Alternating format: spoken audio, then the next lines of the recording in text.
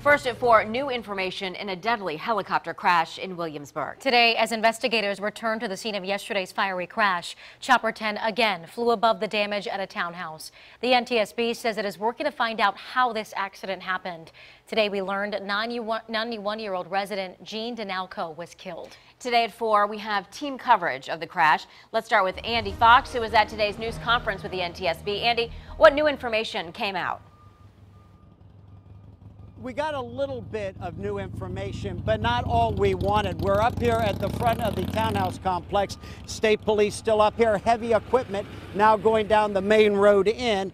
They have a lot of work to do. There's a lot of destruction back there. The NTSB air safety investigators, Doug Brazy, you're about to hear from him. He asked the media not to ask any questions that begin with the word why, because he doesn't have a lot of information. Like, here's a question: why did the helicopter, which is a Robinson Helicopter Incorporated model R44, crash? Its registration or tail number released today, though, by the NTSB.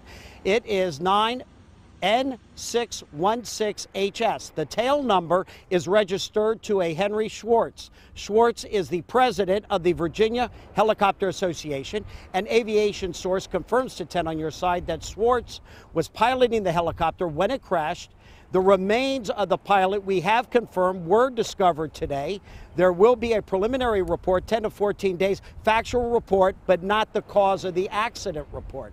We do know it departed the Williamsburg-Jamestown Airport around 4:30 yesterday. The pilot is the only one on board. They don't know the destination of the flight yet. 1 mile from the airport, the crash. One person in the building was killed. As we first reported, her name is 91-year-old Jean Denalco. We have started collecting a few witness statements that have mentioned interesting things about the engine sounding unusual or the engine sounding funny. We're not done reviewing all of those, and we don't know what those mean. Doug Brazy would not say much more than that. We appreciate that. I'm going to go through the entire news conference that he had, and I'm going to start getting some more of the little tidbits of information we have that kind of give a better picture on the terrible tragedy that happened out here on Sunday. In Williamsburg, Andy Fox, 10 on your side. Andy, thank you. And the Red Cross is helping the townhouse residents in Williamsburg. Continuing our team coverage to tell us what the organization is doing now, 10 on your side's Kayla Gaskins. Kayla? As you can see from some of the video we've been showing from Chopper 10, homes were completely destroyed. For many, there was nothing left. The Red Cross got on scene pretty quickly and started to help out. We talked to them earlier today about the type of work they're doing out here. Red Cross officials tell us the helicopter crash displaced people in 10 units here at Bristol Commons. They told us most of the people affected were able to go stay with friends and family. The Red Cross did find shelter for 2 of those displaced families. The Red Cross was here. They were actually parked right outside of my apartment, and they were trying to help people. They were delivering food and water, trying to help people get somewhere to stay for the night.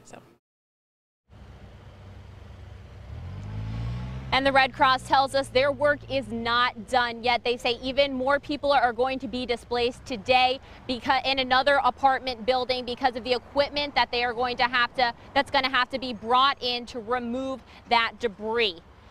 We also, earlier today, learned the name of one of the victims inside those townhomes, 91-year-old Jean Denalco. We'll tell you more about who she was and what she meant to this community coming up at 5.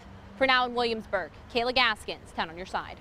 Kayla, thank you. This is a big story we'll keep following all day and throughout this newscast. Here's another look at the damaged townhomes from Chopper 10. Look for more coverage right now on wavy.com.